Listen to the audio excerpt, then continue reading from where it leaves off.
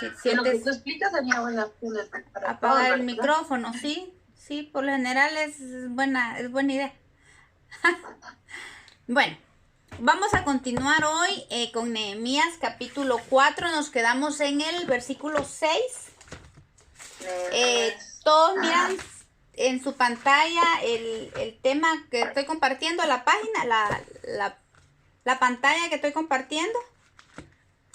Sí. ¿La ven? El enemigo cambia de De estrategias. estrategia. Sí. ¿Cuál fue la primera estrategia? ¿Se recuerdan? Que vimos la semana pasada, con lo que empezaron fue con ¿qué? El Con temor. la burla y el escarnio. ¿Sí? Ellos empezaron con la burla y el escarnio. Bueno, al ver que el escarnio no había producido ningún efecto en ellos, porque en realidad no produjo, nada, porque Nehemías lo llevó al Señor inmediatamente. Entonces los enemigos arreciaron su ataque y cambiaron de estrategia. Veamos, Nehemías capítulo 4, 7 al 8 dice: Pero aconteció que oyendo Sanballat y Tobías y los árabes, los amonitas y los de Asdod, que los muros de Jerusalén eran reparados porque ya los portillos comenzaban a ser cerrados, se encolerizaron mucho y conspiraron todos a una para venir a atacar Jerusalén y hacerle daño. Aquí ya no solo vemos a Sanballat y a Tobías, sino que se unieron los árabes, otros amonitas y otro grupo de Asdod. Aquí ya vemos prácticamente 4 enemigos, porque Tobías era amonita también, entonces entra en el mismo grupo de los amonitas. Entonces vemos que eran los moabitas, amonitas, árabes y los de Asdod eran los que estaban conspirando, se unieron todos contra el pueblo que estaba restaurando. Bueno, la conspiración de los enemigos y sus intenciones eran venir a atacar a Jerusalén y hacerle daño. Dice que veamos quiénes fueron los que se agruparon y cuáles eran las intenciones de estos enemigos. Vamos a ver que espiritualmente estos tienen intenciones tremendas contra el pueblo que se levanta a edificar. Ya habíamos visto a Sanballat, el horonita, que era un moabita, ya lo vimos anteriormente, y Tobías, el siervo amonita, y el resto de los amonitas, porque ellos eran amonitas. El fin de estos enemigos es traer inmundicia y evitar la limpieza de nuestro corazón. Ese es su fin, la inmundicia y que nosotros no seamos limpios. ¿Sí? Pero la sangre de Cristo y su palabra es la que el Señor usa para traer la limpieza a nuestro corazón. Levítico 16:19 habla de la sangre y dice: esparcirá sobre él de la sangre de su dedo 7 veces y lo limpiará y lo santificará de las inmundicias de los hijos de Israel. Este versículo nos habla de que la sangre no solo limpia, sino que santifica las inmundicias de nuestra vida. El Salmo 119:9 dice: ¿con qué limpiará el joven su camino? Con guardar su palabra. Entonces vemos que tanto la sangre de Cristo como la palabra de Dios son lo que el Señor usa para limpiarnos, y es lo que nosotros deberíamos de utilizar.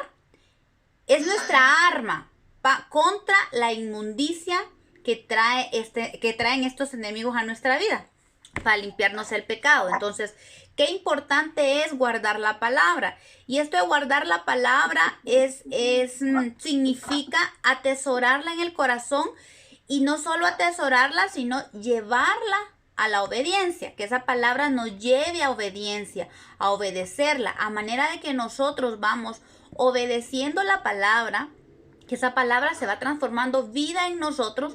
Entonces esa palabra permite que el pecado y la inmundicia vaya saliendo de nuestra vida.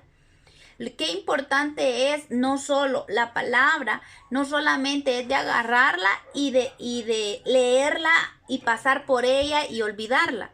Algo que es muy importante que deberíamos de tener como, no sé, como costumbre en nuestra vida es memorizar la palabra. La palabra al memorizarla, esa es la forma en que la guardamos en el corazón. ¿Por qué? Porque cuando nosotros la necesitamos, la palabra sale a nuestra boca. Es como se transforma en fuente de agua viva, pero esa fuente tiene que brotar de aquí de nuestro corazón. Jesús habló al respecto, que dijo que de nuestro interior correrían agua, una fuente de agua viva. Entonces, la importancia de atesorar esa palabra es una de las formas, es memorizando la palabra. Si ustedes se dan cuenta, cuando nosotros memorizamos una palabra y la guardamos en nuestro corazón, llega el momento cuando esa palabra sale y se convierte vida en nosotros. Entonces, la importancia de la palabra, bueno, es la palabra y la sangre de Cristo que está sobre nosotros, pues es lo que el Señor usa para la limpieza.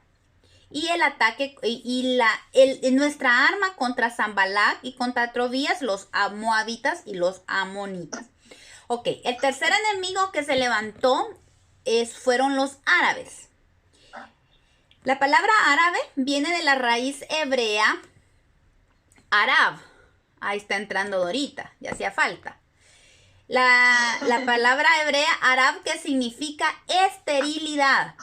Si alguien quiere comprobar, allí le puse en el diccionario Strong, eso es donde saqué este concepto, es el H6162, siempre se los pongo ahí para que ustedes por si quieren corroborar.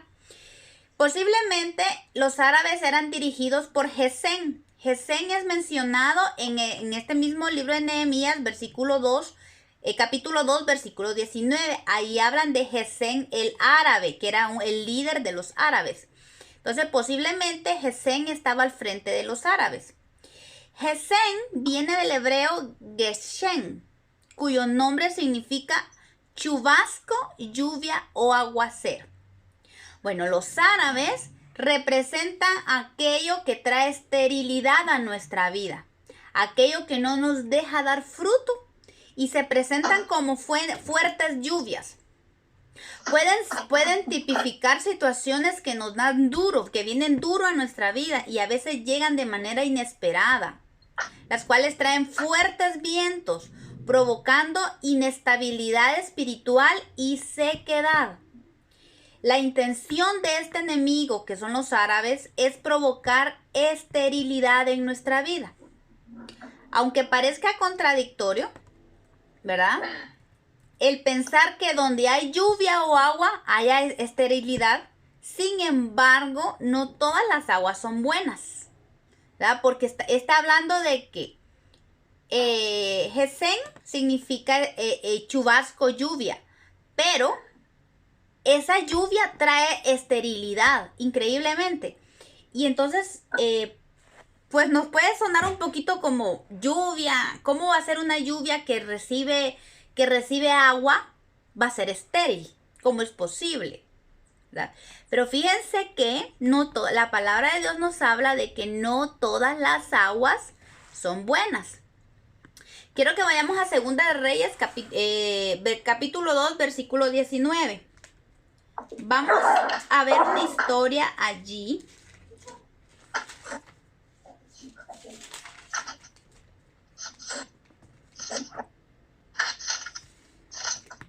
Dos 19. Dice allí, narra la historia de Eliseo. Eliseo acababa de recibir el manto de Elías y se encontraba en Jericó.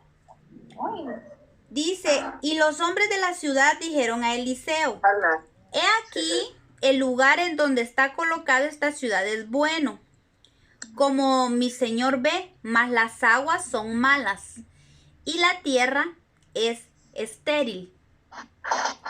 La ciudad de Jericó estaba ubicado en una tierra donde era estéril, pero había agua, pero las aguas eran malas. Entonces, esta agua que representa Gesem no son aguas buenas, son aguas malas que traen esterilidad a nuestra vida. Permítame. Ok. Entonces, la promesa de Dios para su pueblo es que no exista tal palabra en medio de ellos, de nosotros, porque el Señor quiere que nosotros seamos fructíferos. Deuteronomio 7:14 dice, bendito serás más que todos los pueblos. No habrá en ti varón ni hembra estéril ni en tus ganados. Esta es la promesa de Dios.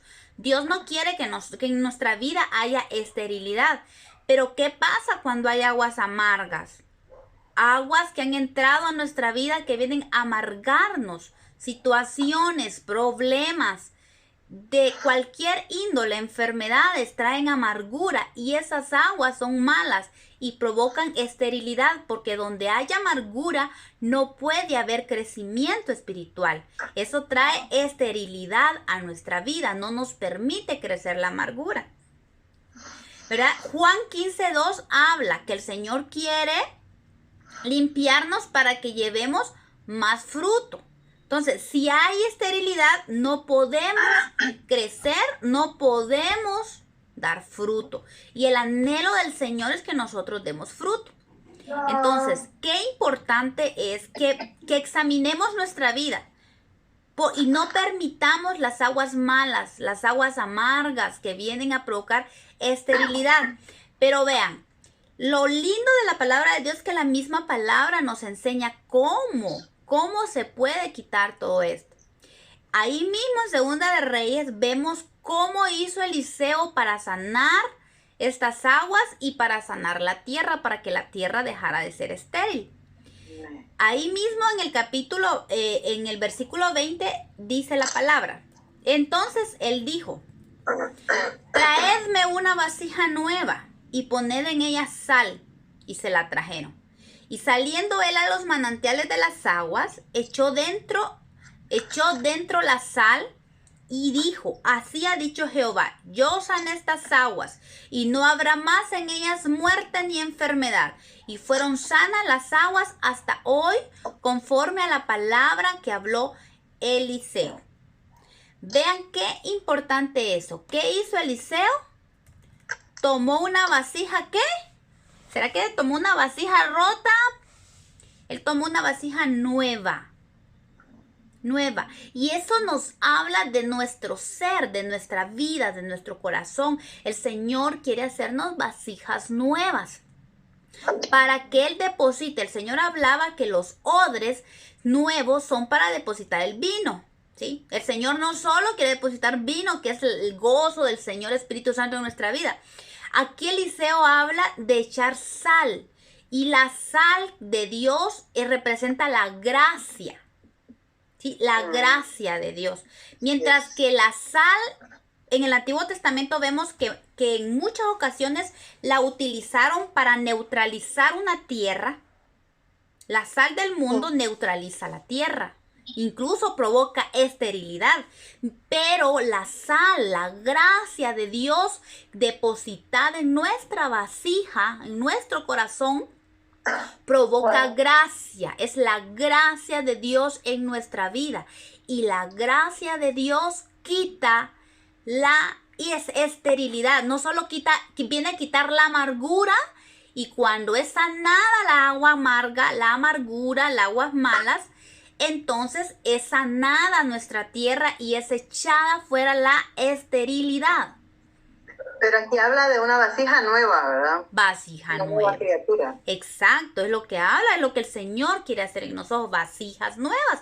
Pues recuerden que dice el Señor que si echa vino en vasija, en un odre viejo roto, el vino se sale. Termina de romperse y entonces, ¿qué pasa? Se desperdicia el vino. Bueno, eso es en cuestión del vino, ¿verdad? Que representa el Espíritu Santo en nuestra vida. Por eso es lo importante que primero el Señor no puede dar el Espíritu Santo a personas inconversas, aquellas que no lo han recibido en su corazón. Es imposible. Por eso, Se vuelven locos. exacto, el Espíritu Santo es para los hijos, para las vasijas nuevas.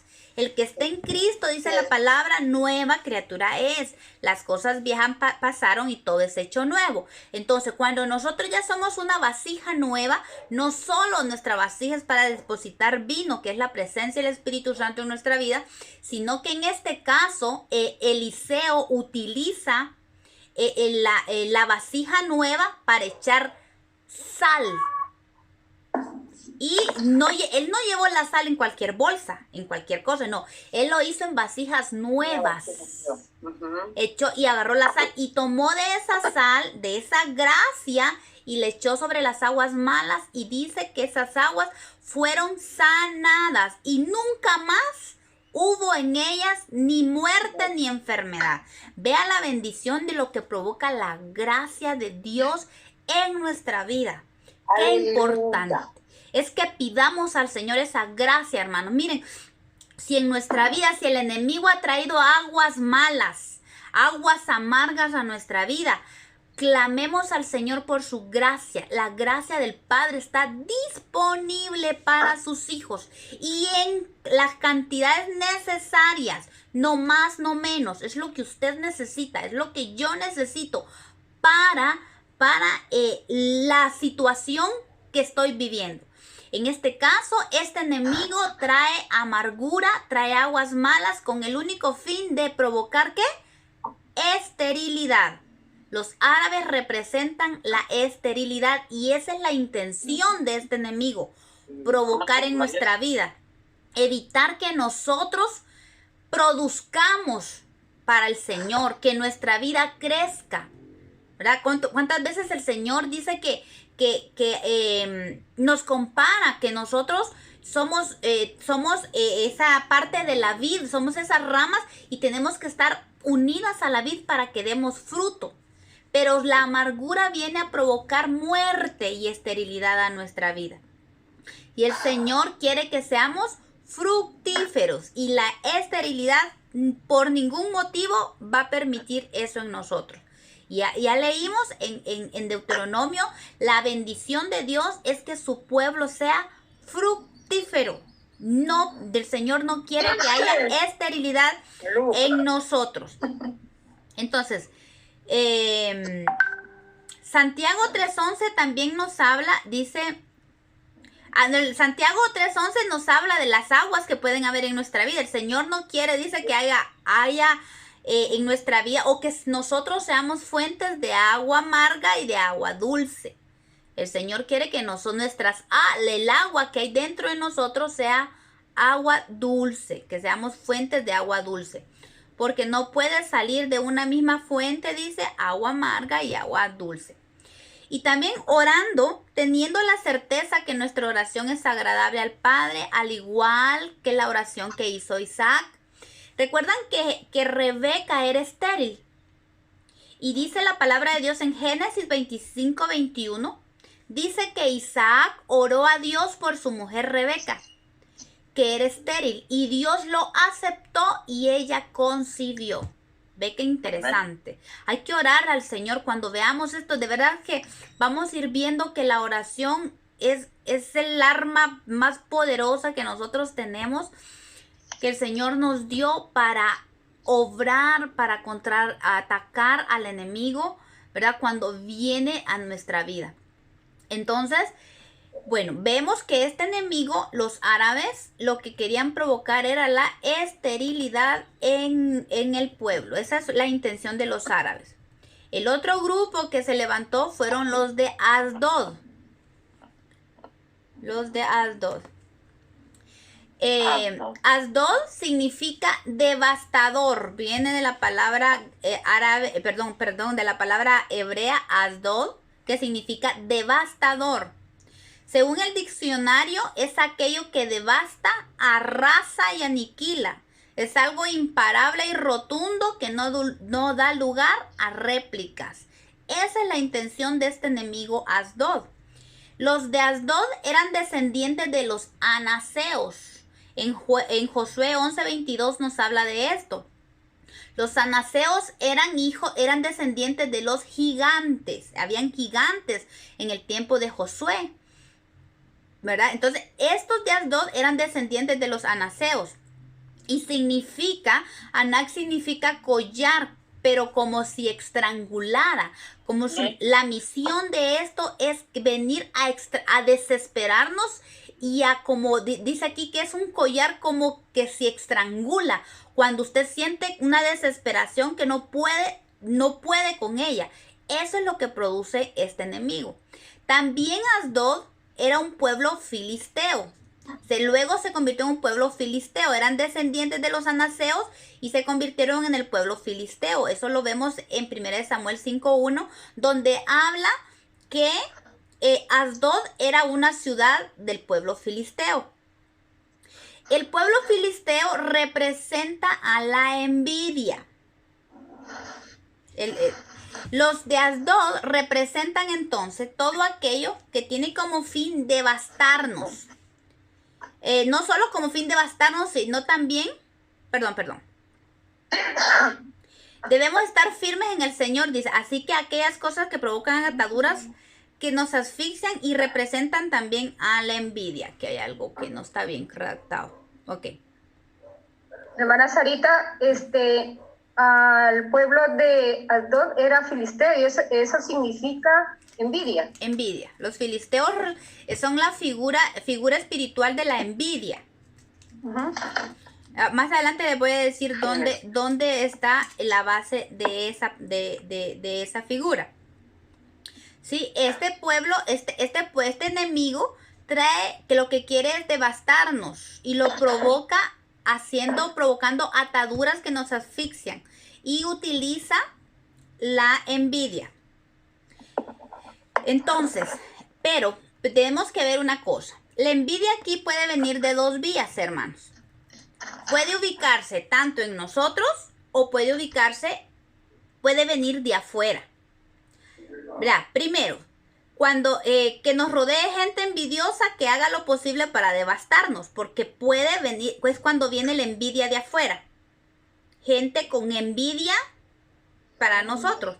Eso lo vemos en Génesis 26, 13 al 15. Dice, el varón, hablando de Isaac, dice, el varón se enriqueció y fue prosperado y se engrandeció hasta hacerse muy poderoso. Porque Isaac era un hombre muy bendecido por Dios y se hizo poderoso. Y dice que tuvo hato de ovejas y hato de vacas y mucha labranza. Y los filisteos le tuvieron envidia. ¿Y sabe qué hicieron esos filisteos? Dice, y todos los pozos que habían abierto los criados de Abraham, su padre, en sus días, los filisteos los habían cegado y llenado de tierra. La envidia lo que viene a hacer es tapar los pozos que deberían de estar fluyendo en nosotros, vienen a taparlos. Muy peligrosos, es peligrosa la envidia. Porque esos pozos que deberían de estar brotando en bendición, vienen a ser tapados. Este enemigo filisteo viene y tapa nuestro pozo. Nuestro pozo tiene que estar rebosando de la presencia de Dios. Pero la envidia viene a provocar eso en nosotros. Puede venir a causar, a devastarnos. La envidia de otros puede provocar devastación en nuestro corazón.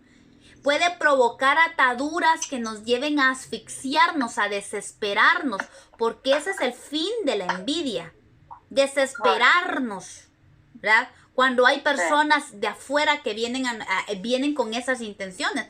Bueno, en realidad tenemos que ver siempre, yo les digo, hermanas, veamos, nuestra lucha no es contra carne y sangre, son nuestros enemigos espirituales que están detrás de las personas.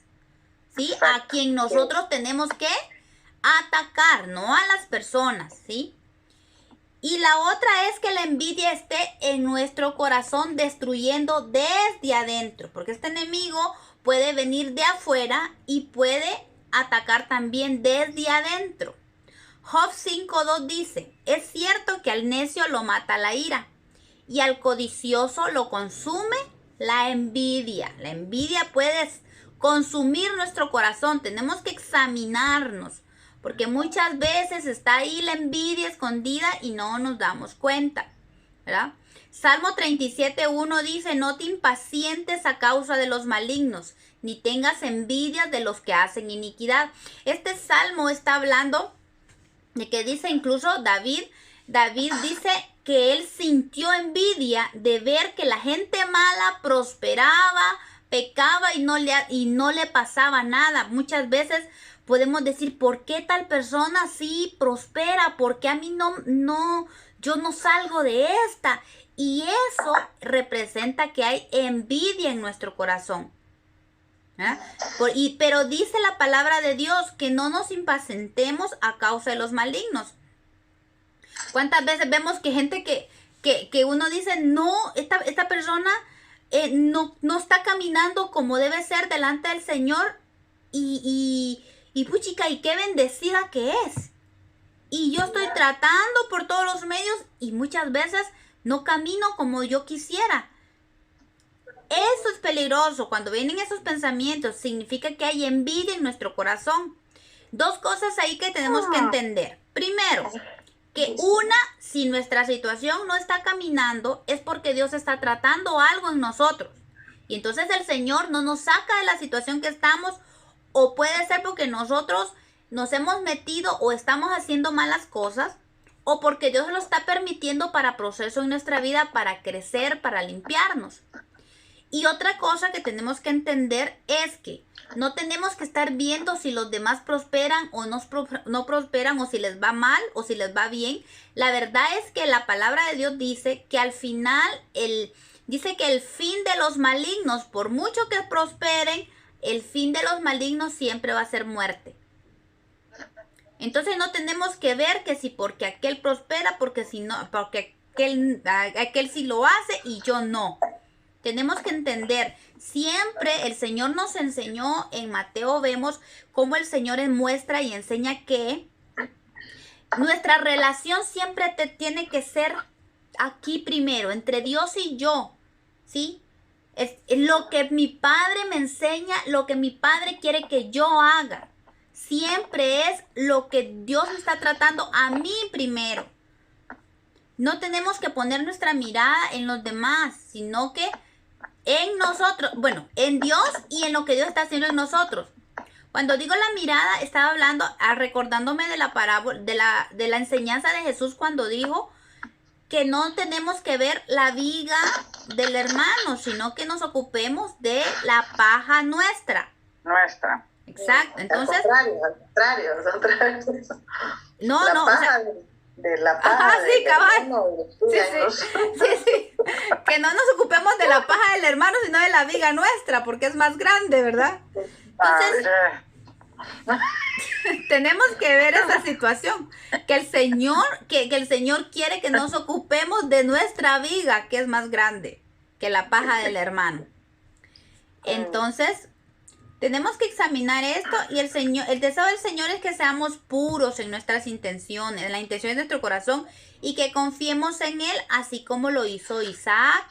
Isaac no se preocupó. ¿Sabe qué hacía Isaac? Si los filisteos le tapaban un pozo, él venía y abría otro, y el Señor lo bendecía de tal manera que ese pozo fluía al agua. O sea, Isaac no se preocupaba por la envidia de los demás, de los hermanos, porque es más que todo, los filisteos representan envidia entre hermanos. Dice que Isaac no se preocupaba por eso. Ok, los filisteos tapaban, ok, yo voy a abrir otro pozo, y el Señor lo bendecía, porque Isaac no guardaba ningún tipo de resentimiento en su corazón y no dejaba que la envidia de los filisteos lo